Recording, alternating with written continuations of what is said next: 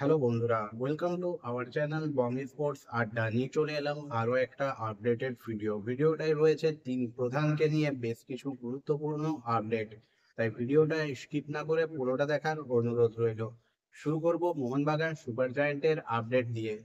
Mohun Bagan super giant তাদের নয়নের মণি, fan favourite, ঘরের ছেলে দিমিত্রি পেত্রাতস অস্ট্রেলীয় এই অ্যাটাকিং মিডফিল্ডার কাম ফরওয়ার্ডকে কিন্তু আরো 2 বছরের কন্ট্রাক্ট এক্সটেনশন দিয়ে দিয়েছে। হ্যাঁ, দিমিত্রি পেত্রাতুস কিন্তু আরো 2 বছর কন্ট্রাক্ট এক্সটেনশন করে নিয়েছেন মোহনবাগান সুপার জায়ান্টের সঙ্গে, যার অফিসিয়াল অ্যানাউন্সমেন্টও মোহনবাগান সুপার জায়ান্টের তরফ থেকে চলে এসছে। অর্থাৎ দিমিত্রি পেত্রাতুস 2026 অব্দি মোহনবাগান সুপার জায়ান্টেই থাকছেন। পাশাপাশি তার এই চুক্তি বৃদ্ধিতে আরো 1 বছরের কন্ট্রাক্ট এক্সটেনশনের বিষয়টাও কিন্তু উল্লেখ রয়েছে।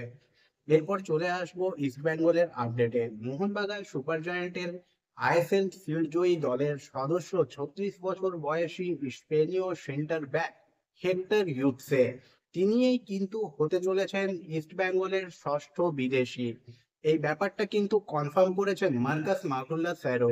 অর্থাৎ ইস্ট বেঙ্গল তাদের ষষ্ঠ বিদেশি চূড়ান্ত করে ফেলেছে এই হেক্টর ইউটসেকে। 36 বছর বয়সী এই ডিফেন্ডার লাস্ট সিজন কিন্তু মোহনবাগান সুপার জায়ান্টের জার্সিতে অসাধারণ পারফরমেন্স করেছিলেন।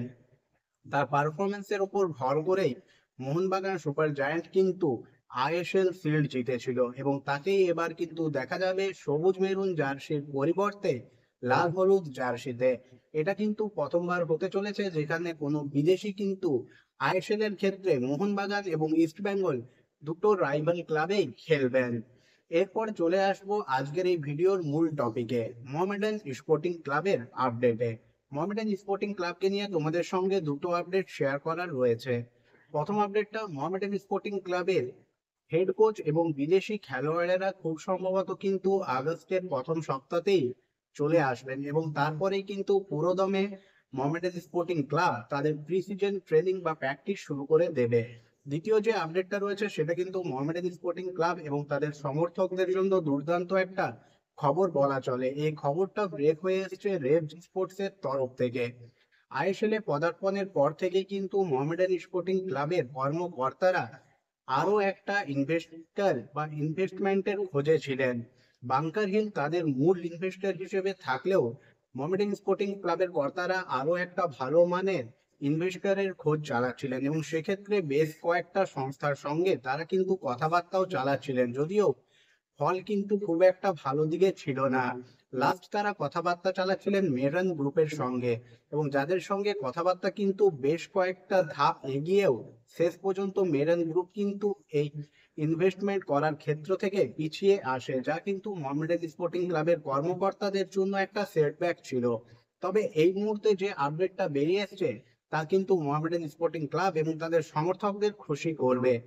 খুব সম্ভবত এবং সবকিছু ঠিকঠাক চললে মোহামেডান স্পোর্টিং ক্লাবে ব্রাঙ্কার হিলের সঙ্গে পার্টনারশিপে নতুন ইনভেস্টর হিসেবে আসতে চলেছে সাচি গ্রুপ, যে সাচি গ্রুপ কিন্তু সিএফএল এও স্পন্সর করেছে, এবং আই লিগের দল রাজস্থান ইউনাইটেড এফসিতে তারা কিন্তু ইনভেস্টমেন্টও করেছে। সেই সাচি গ্রুপকেই কিন্তু আমরা সবকিছু ঠিকঠাক চললে আসন্ন সিজনে মোহামেডান স্পোর্টিং ক্লাবে বাঙ্কার হিলের সঙ্গে নতুন ইনভেস্টর হিসেবে দেখতে পাবো। এটা কিন্তু মোহামেডান স্পোর্টিং ক্লাবের জন্য দুর্দান্ত একটা খবর। আইএসএল এর মতন টুর্নামেন্টে ভালো দল গঠন করতে গেলে কিন্তু ভালো মানের ইনভেস্টর পাওয়া জরুরি, এবং এই ইনভেস্টর যদি মোহামেডান স্পোর্টিং ক্লাবের সঙ্গে আসে তাহলে কিন্তু মোহামেডান স্পোর্টিং ক্লাবের জন্য ভালো দল গঠনের কাজে অনেকটাই সুবিধা হবে। বন্ধুরা, তোমাদের কি মনে হয়, সার্জি স্পোর্টস আসায় মোহামেডান স্পোর্টিং ক্লাবের সুবিধা হবে, নাকি এটা আর কোনো ফিডব্যাক দেখা দেবে? অবশ্যই সেটা তোমরা কমেন্ট করে জানিও। আজকের এই ভিডিওটা এই পর্যন্তই। ভিডিওটা যদি ভালো লেগে থাকে অবশ্যই লাইক, কমেন্ট এবং শেয়ার করে দিও। চ্যানেলটাকে সাবস্ক্রাইব করে নিয়ে নোটিফিকেশন বেল অন করে নিও। দেখা হবে পরের ভিডিওতে।